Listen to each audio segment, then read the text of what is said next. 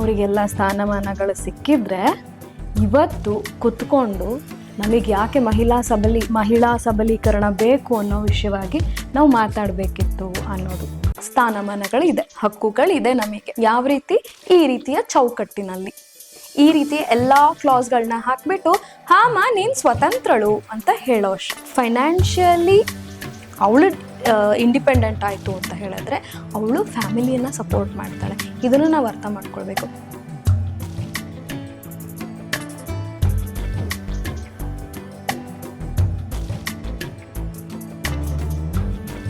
ಆಗಲೇ ಒಂದು ಮಾತು ಹೇಳಿದೆ, ನಾನು ಫೈನಾನ್ಷಿಯಲಿನೂ ಸಪೋರ್ಟ್ ಮಾಡ್ತಾಳೆ ಅಂತ. ಡೆಫಿನೆಟ್ಲಿ ಒನ್ಸ್ ಫೈನಾನ್ಷಿಯಲಿ ಇಂಡಿಪೆಂಡೆಂಟ್ ಆದರೆ ನಾನು ನೋಡಿರೋ ಹಾಗೆ ಪ್ರತಿಯೊಬ್ಬ ಮಹಿಳೆನೂ ತನ್ನ ಸ್ವಂತ ಖರ್ಚಿನ ಏನೇನಿದೆ, ಅದು ಇಂಡಿವಿಜುವಲ್ ಏನೇನಿದೆ ಅಥವಾ ಪರ್ಸ್ನಲ್ ಏನೇನಿದೆ ಅದನ್ನೆಲ್ಲ ಅವಳು ಮ್ಯಾನೇಜ್ ಮಾಡಿಕೊಂಡು ಜೊತೆಗೆ ಒಂದು ಸಣ್ಣ ಸೇವಿಂಗ್ ಮಾಡಿರ್ತಾಳೆ. ಕುಟುಂಬದಲ್ಲಿ ಈಗ ಫಾರ್ ಎಕ್ಸಾಂಪಲ್ ಹಸ್ಬೆಂಡು ಒಂದು XYZ ಇರುತ್ತೆ ಅವ್ರದ್ದು ಇನ್ಕಮ್, ಜೊತೆಗೆ ಹೆಂಡತಿನೂ ದುಡಿಯೋಕೆ ಶುರು ಮಾಡಿದಾಗ ಇವ್ರದ್ದು ಒಂದು XYZ ಇನ್ಕಮ್ ಇರುತ್ತೆ. ಇದೆರಡನ್ನು ಕಂಬೈನ್ ಮಾಡಿದಾಗ ಫ್ಯಾಮಿಲಿಯ ಇನ್ಕಮ್ ಜಾಸ್ತಿ ಆಗುತ್ತೆ. ಹೆಣ್ಮಕ್ಳು ಆ ರೀತಿ ಯೋಚನೆ ಮಾಡ್ತಾರೆ. ಸೊ ನಾನು ನನ್ನ ಮಗುಗೆ ಒಳ್ಳೆ ಎಜುಕೇಶನ್ ಕೊಡ್ಬೋದು, ಇಲ್ಲ ಎಜುಕೇಶನ್ ನೀವು ಕೊಡ್ತಾ ಇದ್ದೀರಾ, ನಾನು ಕರಿಕ್ಯುಲಮ್ ಬಗ್ಗೆ ಐ ಕ್ಯಾನ್ ಇನ್ವೆಸ್ಟ್, ಅಥವಾ ಐ ಕ್ಯಾನ್ ಅಲ್ಲಿ ನನ್ನ ಎಕ್ಸ್ಪೆಂಡಿಚರ್ಸ್ ಏನಿದೆ ಅದನ್ನ ನಾನು ನೋಡ್ಕೊಳ್ತೀನಿ, ಇಲ್ಲ ಒಳ್ಳೆ ಟ್ಯೂಷನ್ಗೆ ಐ ವಿಲ್ ಸಪೋರ್ಟ್ ಯು ಅಂತ ಹೇಳೋರು ಇರ್ತಾರೆ. ಎಷ್ಟೊಂದು ಕಡೆ ಬಿಸ್ನೆಸ್ಸಲ್ಲಿ ಹಸ್ಬೆಂಡ್ ಬಿಸ್ನೆಸ್ಸಲ್ಲಿ ವೈಫ್ ಹೆಲ್ಪ್ ಮಾಡೋದಿರಬಹುದು. ಯಾಕೆಂದ್ರೆ ಆ ಥರದ್ದು ಬರ್ತಾ ಇದೆ, ಇತ್ತೀಚೆಗೆ ಅದು ಬರ್ತಾ ಇದೆ. ಹಾರ್ಡ್ಲಿ ಒಂದು 20% ಅಂತ ಹೇಳ್ಬಹುದು, ಬಟ್ ಇನ್ನ 80% ಪೀಪಲ್ಗೆ ಆ ಅವಕಾಶ ಸಿಕ್ಕಿಲ್ಲ. ಅವ್ರಿಗೋಸ್ಕರ ಈ ಮಾತುಗಳೆಲ್ಲ ಆಡ್ತಾ ಇರುವಂಥದ್ದು. ಸೊ ಇದೆ. ಸೊ ಫೈನಾನ್ಷಿಯಲಿ ಅವಳು ಇಂಡಿಪೆಂಡೆಂಟ್ ಆಯಿತು ಅಂತ ಹೇಳಿದ್ರೆ ಅವಳು ಫ್ಯಾಮಿಲಿಯನ್ನ ಸಪೋರ್ಟ್ ಮಾಡ್ತಾಳೆ. ಇದನ್ನು ನಾವು ಅರ್ಥ ಮಾಡ್ಕೊಳ್ಬೇಕು. ಇದು ಯಾವಾಗ ಸಾಧ್ಯ? ಒಬ್ಬ ಪುರುಷನು ನನ್ನ ಹೆಂಡತಿನೂ ಕೂಡ ಆಚೆ ಹೋಗಿ ದುಡಿತಾ ಇದ್ದಾಳೆ, ನಾನು ಅವಳ ಅಂದ್ರೆ ಫ್ಯಾಮಿಲಿ ಅನ್ನೋದು ನಮ್ಮಿಬ್ರು ರೆಸ್ಪಾನ್ಸಿಬಿಲಿಟಿ. ಇದರಲ್ಲಿ ಎಲ್ಲಾ ವಿಷಯಗಳನ್ನ ನಾವು ಹಂಚ್ಕೊಂಡು ಮುಂದುವರಿಯೋಣ ಅಂತ ಯೋಚನೆ ಮಾಡಿದಾಗ ಇದು ಒಂದು ಪಾಸಿಟಿವ್ ವೇ ಅಲ್ಲಿ ಹೇಳಿದೆ. ಬಟ್ ಎಷ್ಟೊಂದು ಸತಿ ಈಗ ಫ್ಯಾಮಿಲಿಯಲ್ಲಿ whether it is married or unmarried, ಫ್ಯಾಮಿಲಿಯಲ್ಲಿ ಡಿಸ್ಪ್ಯೂಟ್ಸ್ ಇರುತ್ತೆ ಅಲ್ಲ, ಅಂತ ಟೈಮಲ್ಲಿ ಹೆಣ್ಮಕ್ಳು ಹಿಂಜರಿಯೋದೇ ಫೈನಾನ್ಷಿಯಲ್ ಇಂಡಿಪೆಂಡೆನ್ಸ್ ಅಲ್ಲಿ.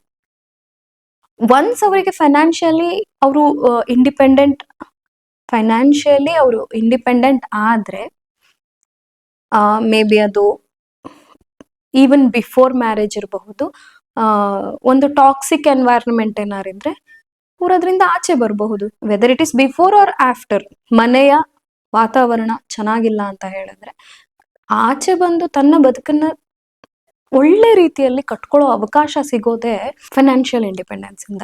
ಅದಿಲ್ಲ ಅಂದಾಗ ಪಾಪ ಅದೇ ಓಕೆ, ಅವರಿಗೆ ವಿದ್ಯೆ ಇರೋದಿಲ್ಲ ಅಥವಾ ಹೊರಗೆ ಹೋಗಿ ದುಡಿಯೋ ಅಷ್ಟು ಸಾಮರ್ಥ್ಯ ಇರುತ್ತೆ, ಕಾನ್ಫಿಡೆನ್ಸ್ ಇರೋದಿಲ್ಲ, ಆತ್ಮಸ್ಥೈರ್ಯ ಇರೋದಿಲ್ಲ. ಅದು ಯಾವಾಗ ಬರುತ್ತೆ? ಓಕೆ, ನಾನು ಇದನ್ನ ಮಾಡಿದಾಗ. ಆಸೆ ಇದ್ರು ಕೆಲವೊಬ್ರು ಮಾಡಕ್ಕಾಗಲ್ಲ, ಯಾಕೆಂದ್ರೆ ಅವರಿಗೆ ಈ ಎಲ್ಲಾ ವಿಷಯಗಳು ಅರಿವಿರೋದಿಲ್ಲ. ಎಷ್ಟೊಂದ್ ಕಡೆ ಕೇಳಿರ್ತೇವೆ ಅಬ್ಯೂಸಿವ್ ರಿಲೇಷನ್ ಇರುತ್ತೆ. ನಾನಾಗ್ಲೇ ಹೇಳ್ದೆ ಅಲ್ಲ, whether it is married or unmarried, ಮದ್ವೆಗೆ ಮುಂಚೆ ಆಗಿರ್ಬಹುದು, ಅಥವಾ ಪೇರೆಂಟ್ಸ್ ಜೊತೆ ಇರಬಹುದು, ಅಥವಾ ಪೇರೆಂಟ್ಸ್ ಇಲ್ದೆ ಸಿಬ್ಲಿಂಗ್ಸ್ ಅಥವಾ ಬೇರೆ ಯಾರಾದ್ರೂ ನೋಡ್ಕೊಳ್ಳೋ ಆತರ ಕೆಲವೊಂದ್ ಕಡೆ ಆತರನೂ ಇರುತ್ತೆ ಅಲ್ವಾ. ಅಂದ್ರೆ ನಾವು ಪ್ರತಿಯೊಂದನ್ನು ಪರ್ಫೆಕ್ಟ್ ಫ್ಯಾಮಿಲಿ ಅಂತಾನೆ ಹೇಳಲಿಕ್ಕೆ ಆಗೋದಿಲ್ಲ. ವಿ ಆರ್ ಬ್ಲೆಸ್ಡ್, ನಮಗೆ ಒಳ್ಳೆ ಫ್ಯಾಮಿಲಿ ಇದೆ, ಪೇರೆಂಟ್ಸ್ ಒಳ್ಳೆಯವ್ರು ಇರ್ತಾರೆ, ನಮ್ಮ ಸಿಬ್ಲಿಂಗ್ಸ್ ಒಳ್ಳೆಯವ್ರು ಇರ್ತಾರೆ, ಎಲ್ಲರಿಗೂ ಪಾಪ ಹಾಗೆ ಇರುತ್ತೆ ಅಂತ ಹೇಳಲಿಕ್ಕಾಗಲ್ಲ. ಅಂಥವರಿಗೆ ಫೈನಾನ್ಷಿಯಲ್ ಇಂಡಿಪೆಂಡೆನ್ಸ್ ತುಂಬಾ ದೊಡ್ಡ ವಿಷಯ ಆಗತ್ತೆ. ಹೇಗೆ ಅಂತ ಹೇಳಿದ್ರೆ, 2 ಹೊತ್ತು ಊಟ ಕೊಡ್ತಾ ಇದೀವಿ ಅಂದ್ರೆ ನಮ್ಮ ಅಡಿಯಾಳು ಅನ್ನೋ ರೀತಿ ಟ್ರೀಟ್ ಮಾಡೋ ಅಂತ ಪೀಪಲ್ಗಳಿರ್ತಾರೆ. ಸೊ ಆ ಒಂದು ಹೆಣ್ಣು ಮಗುಗೆ ಒಂದು ಸ್ವತಂತ್ರತೆ ಅನ್ನೋದು ಫೈನಾನ್ಷಿಯಲಿ ಇಂಡಿಪೆಂಡೆಂಟ್ ಆದಾಗ್ಲೇನೆ ಅವಳು ತನಗಿಷ್ಟವಾದಂಗೆ ಅಥವಾ ಒಂದು ಬೆಟರ್ ಲೈಫ್ನ ತಾನು ಚೂಸ್ ಮಾಡೋಕ್ಕಾಗೋದು, ತಾನು ಆಯ್ಕೆ ಮಾಡ್ಕೊಳಕಂಥದ್ದು. ಅಂತ ಪರಿಸ್ಥಿತಿಗಳಿಗೆ ಹೆಣ್ಣು ಸಶಕ್ತಳಾಗಬೇಕು. ಅದಕ್ಕೆ ವುಮೆನ್ ಎಂಪವರ್ಮೆಂಟ್ ನ ಅವಶ್ಯಕತೆ ಇದೆ. ಇನ್ನೊಂದು ಪಾಯಿಂಟ್ ಇದೆ, ಸಾಕಷ್ಟು ಜನ ಹೇಳೋದು ಹೆಣ್ಮಕ್ಳಿಗೆ, ನಾನು ಆಗ್ಲೇ ಇದನ್ನು ಮೆನ್ಷನ್ ಮಾಡಿದ್ದೆ, ಹೆಣ್ಮಕ್ಳಿಗೆ ತುಂಬಾ ಇದು ಕೊಟ್ಬಿಟ್ರೆ ನಮ್ಮ ಸಂಸ್ಕೃತಿ ಹಾಳಾಗೋಗುತ್ತೆ, ನಮ್ ಕಲ್ಚರ್ ಹಾಳಾಗೋಗುತ್ತೆ. ಎಲ್ಲಿಂದ ಬಂತು ಇದು?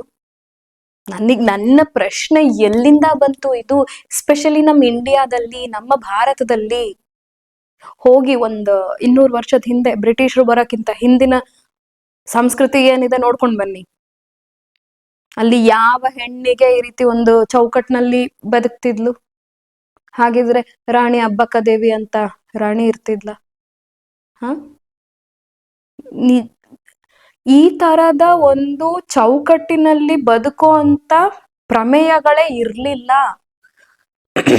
ಪುರಾಣ ಕಾಲದಿಂದ ಹಿಡಿದು ಹಿಸ್ಟ್ರಿ, ಪ್ರೀ ಹಿಸ್ಟ್ರಿ ಅಲ್ಲೂ ತಗೊಳ್ಳಿ, ಹೆಣ್ಣಿಗೆ ಇಷ್ಟೆಲ್ಲ ಅಂದ್ರೆ ನಾನು ಎದ್ದೇಳು ಅಂದ್ರೆ ಎದ್ದೇಳ್ಬೇಕು, ಕುತ್ಕೊಂಡ್ರೆ ಕುತ್ಕೊಬೇಕು, ಹೆಣ್ಣು ಒಂದು ಅಡಿಯಾಳು, ಈ ತರ ಎಲ್ಲ ಇರ್ಲಿಲ್ಲ.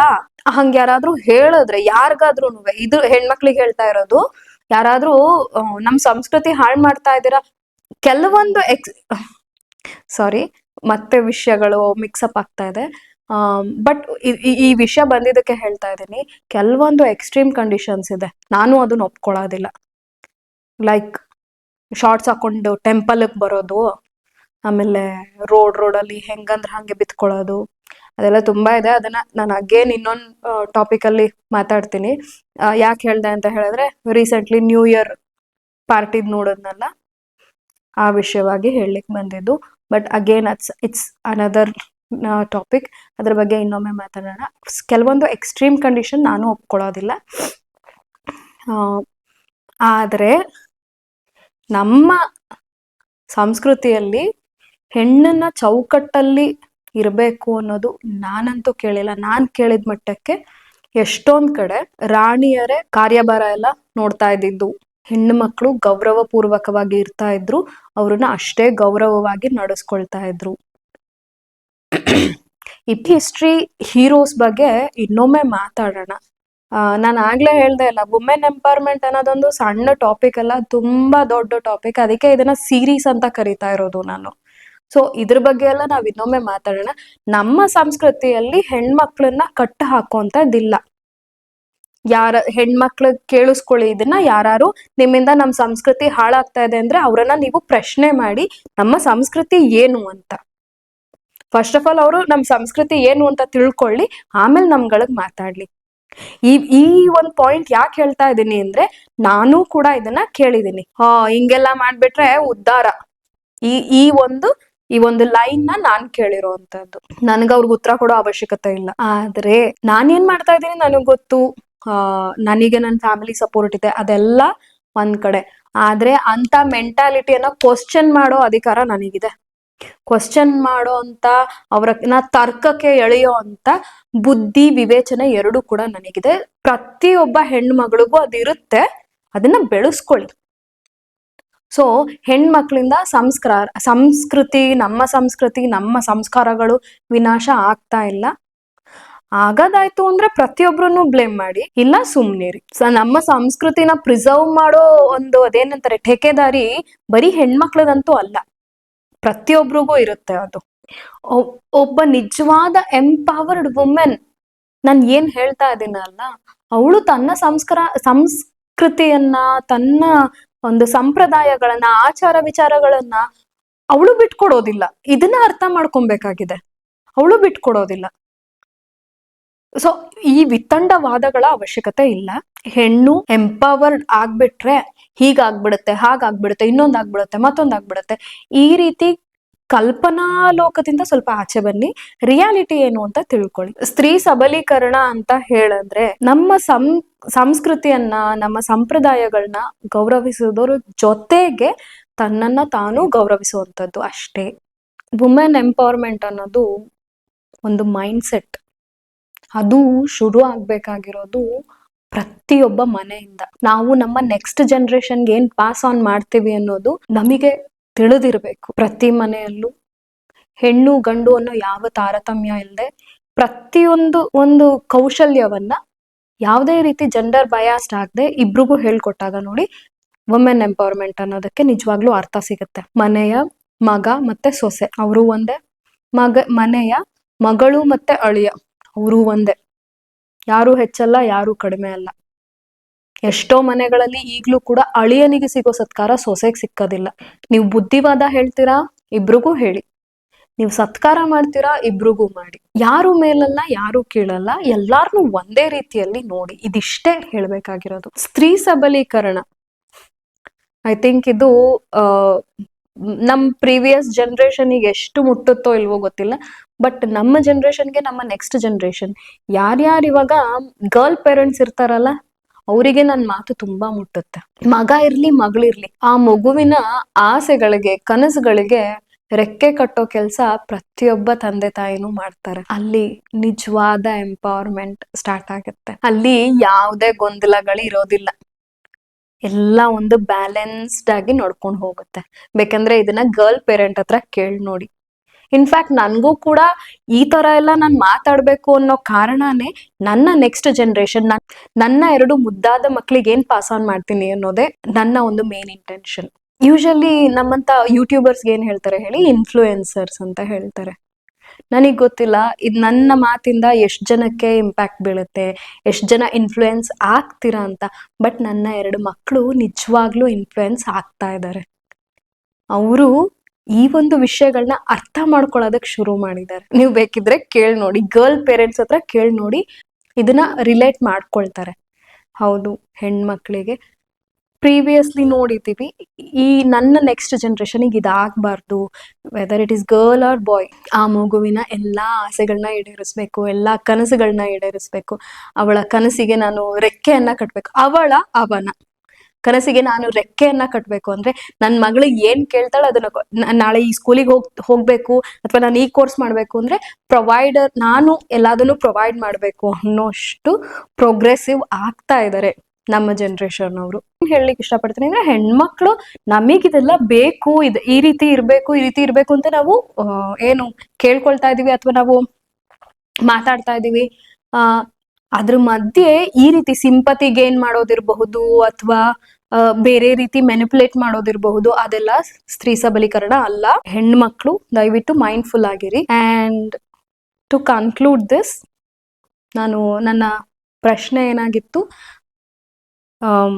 ಸ್ತ್ರೀ ಸಬಲೀಕರಣದ ಅವಶ್ಯಕತೆ ಏನು, why do we need women empowerment? ಯಾಕೆ ಅಂತ ಹೇಳಿದ್ರೆ, ನಮ್ಮ ಸಮಾಜದಲ್ಲಿ ಈಗಲೂ ಕೂಡ ಒಂದು ಇಂಬ್ಯಾಲೆನ್ಸ್ ಇದೆ. ನಮ್ಮ ಮನೆಗಳಲ್ಲಿ ಈಗಲೂ ಕೂಡ ತಾರತಮ್ಯಗಳಿದೆ. ಈಗಲೂ ಕೂಡ ಹೆಣ್ಮಕ್ಳು ಸೈಲೆಂಟ್ ಆಗಿರ್ಬೇಕು ಅನ್ನೋ ನಿರೀಕ್ಷೆ ಇದೆ. ಈಗಲೂ ಕೂಡ ಹೆಣ್ಣು ಮಕ್ಕಳನ್ನ ಒಂದು ಭಾರ ಅನ್ನೋ ರೀತಿ ಟ್ರೀಟ್ ಮಾಡ್ತಾ ಇದ್ದಾರೆ. ಎಷ್ಟು ಮುಂದುವರೆದ ಸಿಟಿಗಳಲ್ಲೂ ಕೂಡ ಒಂದು ಹೆಣ್ಣಿನ ಸುರಕ್ಷತೆ ಒಂದು ಕ್ವಶನ್ ಮಾರ್ಕ್. ಈಗ್ಲೂ ಕೂಡ ಅವಳ ಸುರಕ್ಷತೆ, ಅವಳ ಗೌರವಕ್ಕೆ ಅವಳು ಪ್ರತಿದಿನ ಹೋರಾಡಬೇಕಿರತ್ತೆ. We are privilege. ನಾವು ಏನ್ ಹೇಳೋದು, ನಮ್ಮ ಓನ್ ವೆಹಿಕಲ್ ಅಲ್ಲಿ ಓಡಾಡ್ತೀವಿ ಅಥವಾ ಇನ್ನೊಂದು ಮತ್ತೊಂದು ಮಾಡಿರ್ತೀವಿ. ಬಟ್ ಬಸ್ಸಲ್ಲಿ ಹೋಗೋ ಹೆಣ್ಮಕ್ಳನ್ನ ಕೇಳ್ರಿ. Again it's an another topic. ಇದ್ರ ಬಗ್ಗೆನೂ ನಾನು ಒಂದಿಷ್ಟು ಪಾಯಿಂಟರ್ಸ್ನ ಇಟ್ಕೊಂಡಿದ್ದೀನಿ. Will discuss that. ಇಷ್ಟೆಲ್ಲ ಇದ್ದಾಗನೂ ಕೂಡ, ಇಷ್ಟೆಲ್ಲ ನಾನು ಹೇಳ್ತಾ ಇದ್ದೀನಲ್ಲ, ಇಷ್ಟೆಲ್ಲ ಇರುವಾಗನು ಯಾಕೆ ವುಮೆನ್ ಎಂಪವರ್ಮೆಂಟ್ ಬೇಕು ಅಂತ ಕೇಳಿದ್ರೆ ನಾವ್ ಏನ್ ಹೇಳೋಣ? ಕಣ್ಮುಂದೆನೆ ಇದೆಯಲ್ಲ ಆನ್ಸರ್. ಇದೆಲ್ಲ ಸರಿ ಹೋಗ್ಬೇಕು ಅಂದ್ರೆ ಹೆಣ್ಮಕ್ಳು ಸಬಲರಾಗ್ಬೇಕು. ಫ್ರೆಂಡ್ಸ್, ಈ ಒಂದು ವಿಡಿಯೋನ ನಾನು ಇಲ್ಲಿ ಮುಗಿಸ್ತಾ ಇದ್ದೀನಿ. ಆದ್ರೆ why do we need women empowerment ಅನ್ನೋ ಒಂದು ಕನ್ಸೆಪ್ಟ್ ಏನಿದೆ ಅಥವಾ ಒಂದು ಟಾಪಿಕ್ ಏನಿದೆ, ಅದರ ಇನ್ನೊಂದು ಆಯಾಮ ಅಥವಾ ಇನ್ನೊಂದು ಆಂಗಲ್ ಏನಿದೆ, ಅದನ್ನ ನಾನು ನೆಕ್ಸ್ಟ್ ವಿಡಿಯೋನಲ್ಲಿ ಹಾಕ್ತಾ ಇದ್ದೀನಿ. ನನಗೆ ಗೊತ್ತಿಲ್ಲ ನಾನು ಮಾತಾಡೋದು ಎಷ್ಟು ಸರಿ ಇದೆ ಅಥವಾ ಎಷ್ಟು ತಪ್ಪಿದೆ, ಅದ್ ನನಗೆ ಗೊತ್ತಿಲ್ಲ.